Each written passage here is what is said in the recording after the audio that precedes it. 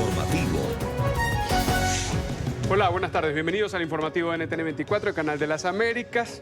En este mediodía con Joely Ramírez y las noticias internacionales. Carlos Figueroa, como siempre, un gusto estar contigo y con todos ustedes. España realizó operativos en casas y oficinas vinculadas con el ex embajador de España en Venezuela, Raúl Morodo. Los registros se ejecutaron por supuesto lavado de activos por más de 4 millones de euros, extraídos al parecer de forma ilícita de la estatal Petróleos de Venezuela, PDVSA.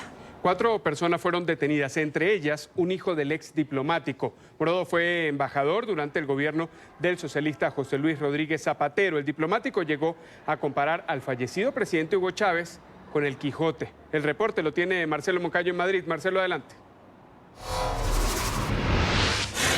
Hola, ¿qué tal? Este fue un operativo ordenado por la Fiscalía Anticorrupción y ejecutado por la Unidad Central de Delincuencia Económica y Fiscal, que tendría en su poder las evidencias de este supuesto delito de blanqueo de capitales de PDVSA por casi 4 millones de euros. Así hablaba Raúl Morodo de Hugo Chávez. En el fondo, él revivía a Bolívar, pero en el fondo también tenía Don Quijote. Entre 2004 y 2007 fue embajador de España en Venezuela durante parte de la presidencia de Chávez, quien murió en 2013. Ha sido un representante muy grande del pueblo de Venezuela, con todos los problemas que se puedan discutir. Ahora Morodo está en la mira de la justicia de su país. Es el principal imputado en un caso de blanqueo en España de fondos saqueados a la estatal Petróleos de Venezuela. Entre 2012 y 2015 el diplomático habría cobrado 4,5 millones de euros de PDVSA de forma irregular, según la Fiscalía Anticorrupción.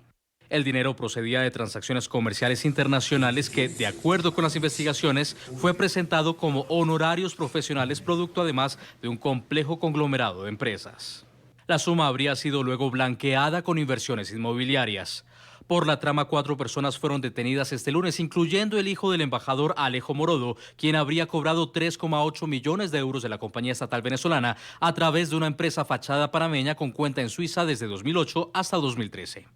Según estos comprobantes de pago, las comisiones fueron abonadas personalmente por el hoy expresidente de PDVSA, Rafael Ramírez, investigado por las autoridades de Estados Unidos por corrupción.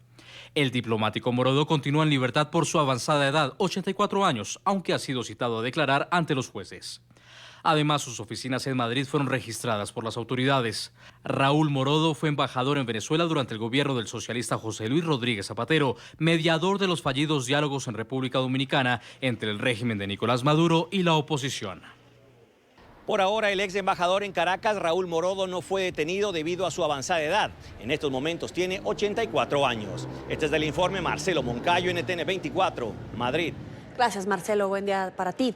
Avanzamos. Carlos Vecchio, representante de Juan Guaidó en Estados Unidos, se reúne hoy con altos mandos de la Casa Blanca para discutir la crisis y el restablecimiento de la democracia en Venezuela. Hablarán sobre el posible inicio de una cooperación militar con el objetivo de aliviar el sufrimiento del pueblo venezolano en Washington. Emiliana Molina tiene el reporte. Emiliana, adelante. Hola, ¿qué tal? Muy buenas tardes. Pues así es, el representante de Juan Guaidó aquí en Estados Unidos, Carlos Vecchio, se reúne el día de hoy desde el Departamento de Estado con altos funcionarios del Comando Sur, entre estos posiblemente el almirante Craig Fowler, jefe del Comando Sur. Recordemos que este organismo es el responsable de las Fuerzas Armadas de Estados Unidos en Latinoamérica y el Caribe. La posición de esta reunión o el objetivo es avanzar en cooperación estratégica y operativa con el fin de restaurar la democracia en Venezuela y de frenar el sufrimiento del pueblo venezolano. Y también temas de intercambio de estudiantes militares en las diferentes escuelas militares de los Estados Unidos, que la mayoría de los países de la región participan en una rotación donde hay intercambio de oficiales y de tropas en los programas militares. Hay 1000 cosas que se pueden hablar. Yo creo que no van a hablar de una invasión, no van a hablar de una acción para tratar de derrocar al gobierno del señor Maduro.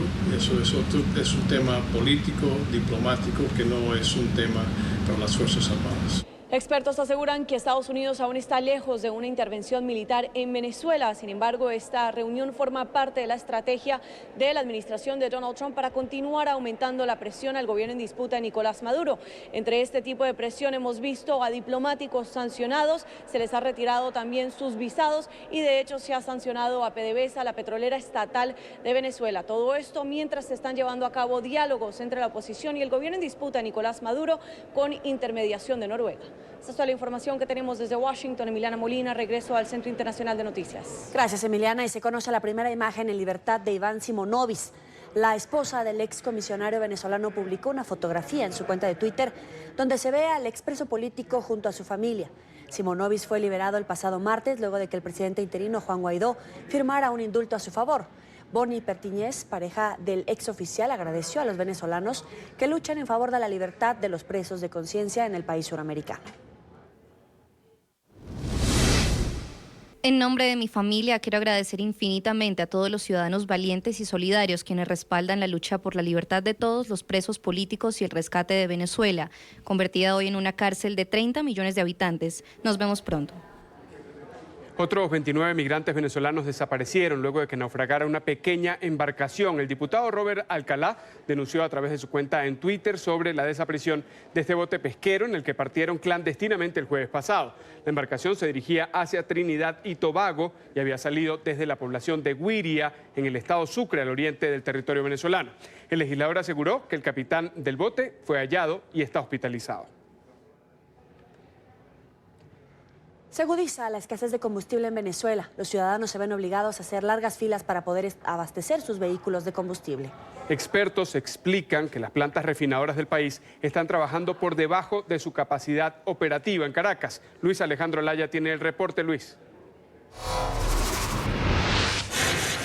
Hola, buenas tardes. Por quinto día consecutivo se aprecian largas filas y escasez de combustible en las estaciones de servicio, no solamente de la ciudad de Caracas, sino de todo el país. La situación se agrava hacia el interior de Venezuela. Los propios ciudadanos que hacen estas largas filas para poder surtir combustible aseguran ver muchas bombas cerradas e incluso no se encuentra gasolina de todos los tipos que se utiliza en Venezuela, sino nada más del de menor octanaje. Además aseguran que hay que echar la gasolina que se encuentre, pues no se encuentra este servicio en toda la ciudad capital.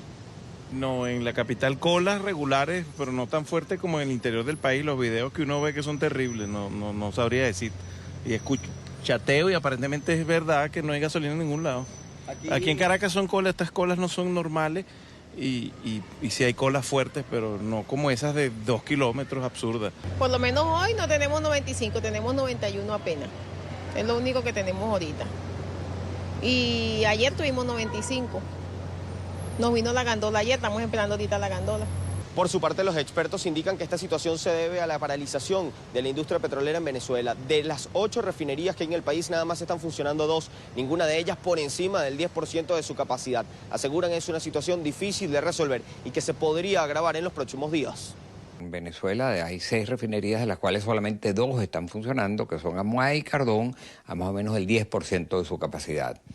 Históricamente nosotros éramos grandes exportadores de gasolina, producíamos 1.300.000 barriles por día en nuestras refinerías. Hoy en día debemos estar entre 100 y 120.000 barriles por día, de manera que no hay petróleo, ni siquiera para abastecer nuestras refinerías. Mientras tanto, en regiones del interior del país, como por ejemplo el estado Mérida, se han visto protestas en las calles por la escasez de combustible. Ciudadanos pasan hasta 4 días en cola para poder surtir su vehículo. Desde Caracas, Venezuela, para NTN 24, Luis Alejandro Laya.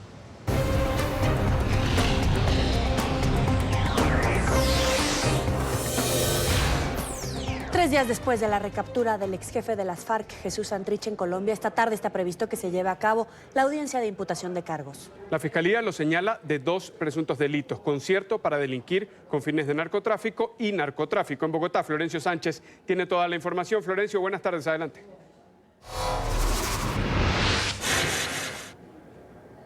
Buenas tardes, a las 2:30 de esta tarde comenzará la audiencia de imputación de cargos y solicitud de medida de aseguramiento en contra del exguerrillero de las FARC, Jesús Santrich. La Fiscalía le imputará el delito de concierto para delinquir con fines de narcotráfico y también pedirá cárcel para el exguerrillero.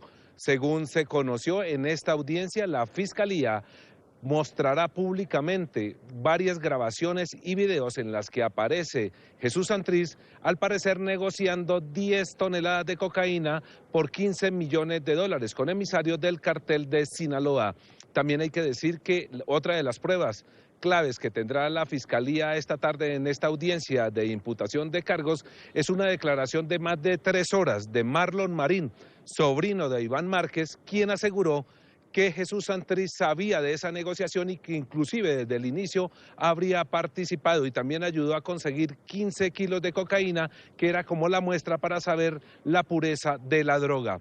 Después de la imputación de cargos empezarán los alegatos de los abogados defensores y también la intervención del delegado de la Procuraduría. Ya se da por descontado prácticamente de que Jesús Santrich acepte cargos. Luego la Fiscalía le pedirá cárcel y será el juez de garantías el que tendrá que decidir si lo envía a una detención domiciliaria o se le envía nuevamente a la cárcel Picota o a otro centro penitenciario. Florencio Sánchez, NTN 24, desde la Fiscalía General de la Nación. Gracias, Florencio. Vamos a tener esta noticia en desarrollo en nuestros próximos espacios informativos. Avanzamos en otros temas de la agenda: masacre en la ciudad de Belém, en el norte de Brasil. Al menos 11 personas murieron en un ataque armado a un bar. Según los sobrevivientes, 7 hombres con pistolas ingresaron al local y abrieron fuego contra los clientes. Entre las víctimas mortales hay 5 hombres y 6 mujeres, entre las que estaría la dueña del bar, que según los investigadores fue blanco del ataque. La policía busca a los autores de la masacre. Un hombre murió por heridas de bala en un tiroteo que se registró a primeras horas de este lunes en el exterior de una mezquita en Tampa, Florida. El hecho se produjo en un estacionamiento contiguo al templo, después de que decenas de personas se congregaran para un rezo matutino. El supuesto autor del ataque fue detenido, según informó la oficina del alguacil del condado. La víctima mortal, que asistió al servicio religioso, fue llevada por los equipos de emergencia al Hospital General de Tampa. Allí fue declarado muerto. El hecho ahora mismo está bajo investigación. El gobierno mexicano junto a la CEPAL presentaron este lunes un plan integral para frenar la migración ilegal en Centroamérica. La CEPAL identificó como la principal razón de la migración la falta de oportunidades laborales. Le sigue la violencia y la inseguridad de naciones como El Salvador, Guatemala y Nicaragua. Para ello, la Comisión Económica para América Latina y el Caribe propone, entre otros puntos, que los gobiernos aumenten la inversión pública en sectores como la educación y fortalecer la economía. Ahora viene la etapa de la aplicación, de la instrumentación del plan. Se requiere de diplomacia, de convencer, de persuadir, sobre todo al gobierno de Estados Unidos, para que podamos llegar a un acuerdo. Y tras mejorar la calidad del aire, hoy se reanudaron las clases en la capital de México. Sin embargo, las autoridades han señalado que el riesgo de afectación es de 7 en una escala de 10. Esto significa que los adultos mayores, las mujeres embarazadas y las personas con enfermedades respiratorias deben seguir evitando las actividades al aire libre.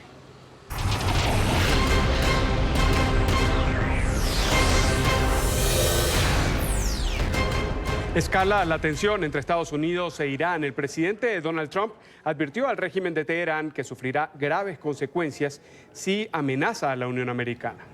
Por su parte, la Guardia Revolucionaria iraní, considerada por Washington como una organización terrorista, ha insistido en que no busca una guerra con Estados Unidos, pero que tampoco la teme. Alejandro Rincón tiene toda la información. Alejandro, muy buena tarde. Hola, buenas tardes. La amenaza hecha por el presidente Donald Trump a través de Twitter surge en un momento cuando la comunidad internacional se pregunta si escalará tanto la tensión entre Washington y Teherán a tal punto de que pueda llegarse a dar una confrontación militar entre ambas partes. En las últimas horas, fuentes de la comunidad de inteligencia de la Unión Americana aseguraron que están evaluando la posibilidad de que Irán esté tratando de orquestar o planear algún tipo de ataque contra intereses de los Estados Unidos en Oriente Medio. Es en este contexto que una vez más ha escalado la retórica del presidente en contra de Teherán. Lo hizo a través del siguiente Twitter, que a su vez ya tuvo respuesta por parte de las autoridades iraníes. Si Irán quiere pelear, ese sería el fin oficial de Irán. Nunca amenacen de nuevo a Estados Unidos. Incitado por el equipo B, Donald Trump espera lograr lo que Alexander Genghis y otros agresores no lograron. Los iraníes se han mantenido en pie durante milenios, mientras que los agresores desaparecieron. El terrorismo económico y las burlas genocidas no acabarán con Irán. Esta última amenaza hecha por el presidente Donald Trump constituye también un mensaje encontrado o contradictorio de su propia administración. La semana pasada, Donald Trump había dado indicios de estar buscando aliviar las tensiones con Irán. Sin embargo, este nuevo tuit hace creer que la política actual de la Casa Blanca frente a la República Islámica es realmente opuesta, la de no buscar aliviar las tensiones, sino por el contrario seguir con este camino de la confrontación y la provocación. Justo a lo siguiente apuntan las declaraciones entregadas a NTN 24 por parte de un experto en situaciones de Oriente Medio, quien cuestiona si en realidad de los tweets se pasará a la acción. La diplomacia ha cambiado con los años. Recuerde, en los 70s, la diplomacia del ping-pong de Kissinger y el presidente Nixon, y luego llegó la diplomacia del teléfono durante la Guerra Fría y el establecimiento de la línea fría con el Kremlin. Ahora tenemos la diplomacia del Twitter. No sé, ¿podemos tomar Twitter como una posición diplomática que representa a un Estado, al gobierno? ¿O lo tomamos como parte de una nueva norma de las redes sociales, de declaraciones inflamatorias de una parte y de la otra? Esto es precario. Entre tanto, hay expectativa aquí en la sede general de las Naciones Unidas por el posible efecto que tengan estos comentarios de los Estados Unidos en contra de Irán, en particular en el Consejo de Seguridad, cuya misión esencial es preservar la paz y la seguridad a nivel internacional. Pero por el momento no se ha producido algún mayor pronunciamiento de parte de este cuerpo diplomático. Es todo lo que tenemos para ustedes por ahora. Continúen con más en el informativo. Gracias, Alejandro. Y alerta en los servicios de emergencia de Estados Unidos por la formación de la que podría ser la primera tormenta de la temporada de huracanes. Se trata de un sistema de baja presión en formación entre las Bahamas y la isla de Bermuda que, según el Centro Nacional de Huracanes, amenaza con convertirse este lunes o martes en la primera tormenta tropical en el Atlántico. Este fenómeno llevaría el nombre de Andrea y tendría una corta duración. El régimen de Venezuela conmemora este lunes el primer aniversario de las cuestionadas elecciones presidenciales que, según el Consejo Nacional Electoral, ganó Nicolás Maduro. Los comicios fueron desconocidos por buena parte de la comunidad internacional porque no contaron con las garantías suficientes.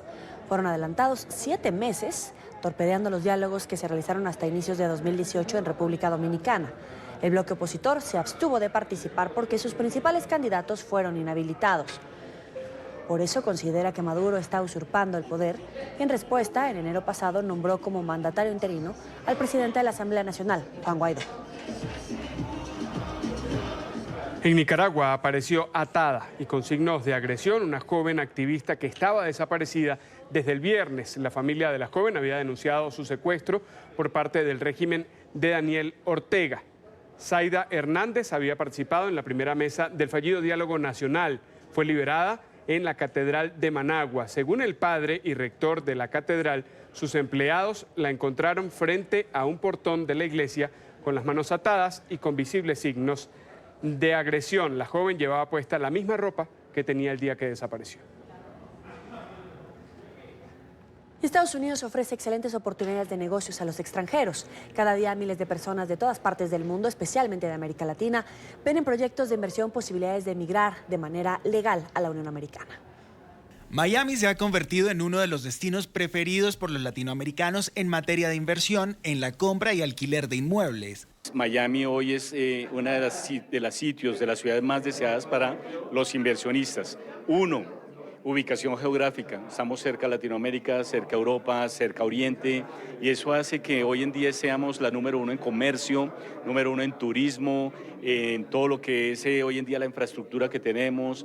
En la última década, la inversión en el sector inmobiliario ha aumentado desde el extranjero. El valor del metro cuadrado versus las capitales latinoamericanas somos más económicos, versus Europa o versus Nueva York, casi que 5 veces más barato, y eso hace que seamos una ciudad muy atractiva, una ciudad moderna, cosmopolitan, con arquitectos de talla mundial. Las facilidades al acceso de créditos y adquisición de propiedades permiten hacer realidad los sueños de muchos latinos en Estados Unidos. Y estoy en un nuevo ciclo que es vender esa propiedad, naturalmente a través de PFS, y hacer una nueva inversión.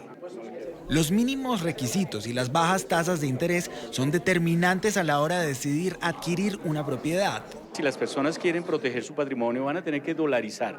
Yo no digo salgan a vender todo, yo digo diversifiquen su portafolio, pongan algo en dólares, reciban una renta bien hermosa en dólares, nosotros administramos el inmueble, conseguimos el inquilino. En países como México, Colombia, Venezuela, Ecuador, equipos de expertos asesoran a los interesados. Compañías como PSF Realty ofrecen un servicio integral a los inversores. Aseguran que no se requiere un enorme capital para invertir en la Unión Americana. Hay que romper los miedos, hay que romper esas barreras de pensar que comprar fuera de Colombia es difícil o fuera de Latinoamérica, fuera de México. Hoy en día es más fácil invertir en Miami que en cualquier lugar. Es solo que se dejen asesorar. Para mí la clave está en una asesoría integral. El sur del estado de Florida registra un promedio de 15 millones de visitantes cada año, haciendo de esta zona un lugar atractivo para invertir. Nueva pausa en esta emisión de noticias y cuando regresemos han evacuado la Torre Eiffel por un hombre que escaló el monumento. 7 de la noche, 28 minutos, imagen en directo desde la capital de París o la capital de Francia. Este hombre llegó casi hasta la cima de la estructura de hierro, uno de los emblemas de la ciudad. Además, empresas tecnológicas, entre ellas Google e Intel, cortan lazos comerciales con Huawei en respuesta a una orden del presidente Donald Trump.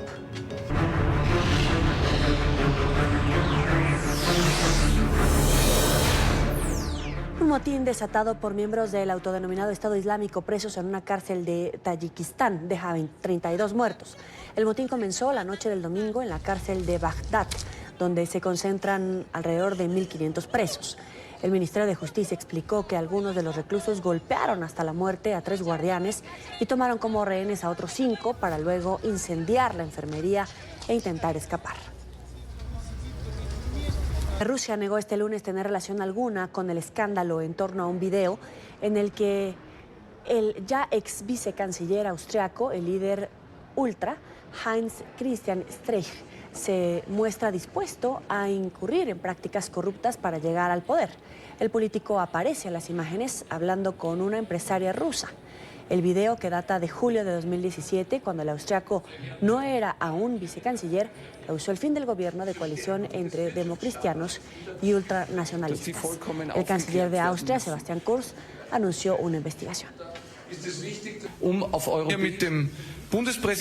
Estoy en contacto con el presidente y compartimos la opinión de que todas las sospechas deben aclararse por completo, algunas de las cuales pueden tener relevancia criminal y otras no, pero que son moralmente reprobables.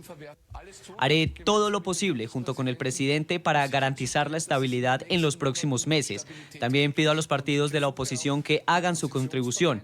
Necesitamos estabilidad en Austria, sobre todo en los próximos meses, para poder dar forma a las cosas a nivel europeo.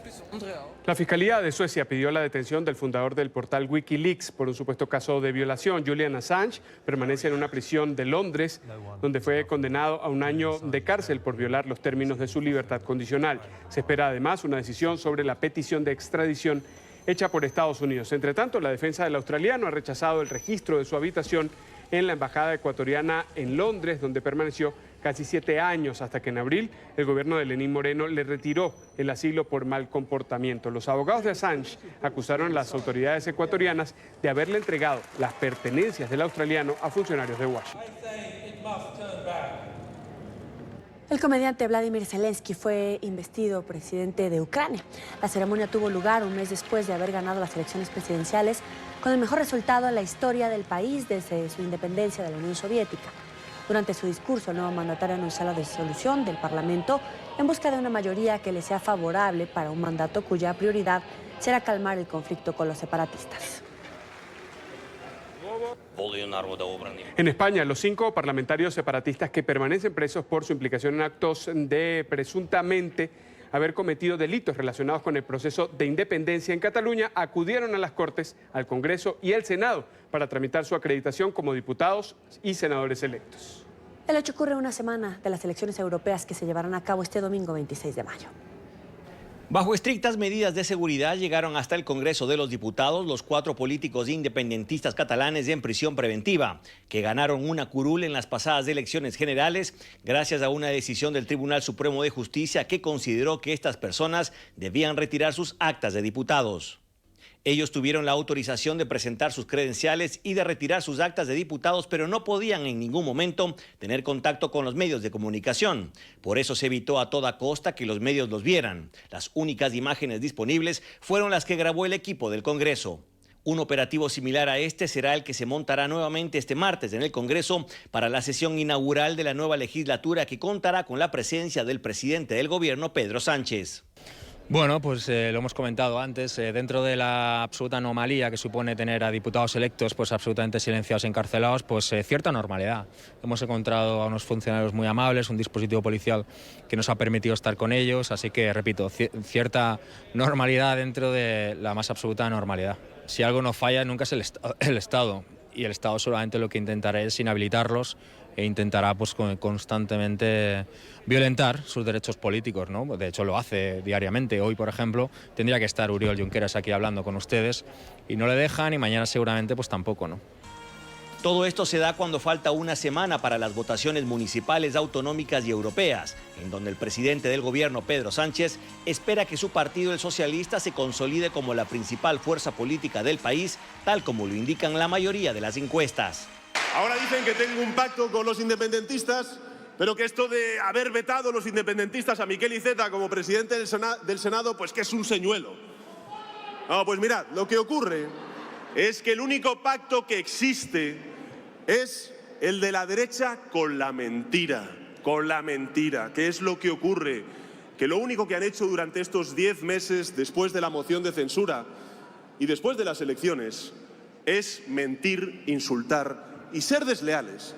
Hasta el Senado también llegó uno de los políticos catalanes en prisión preventiva a realizar el mismo procedimiento que hicieron sus colegas en el Congreso. Desde Madrid, Marcelo Moncayo, NTN 24.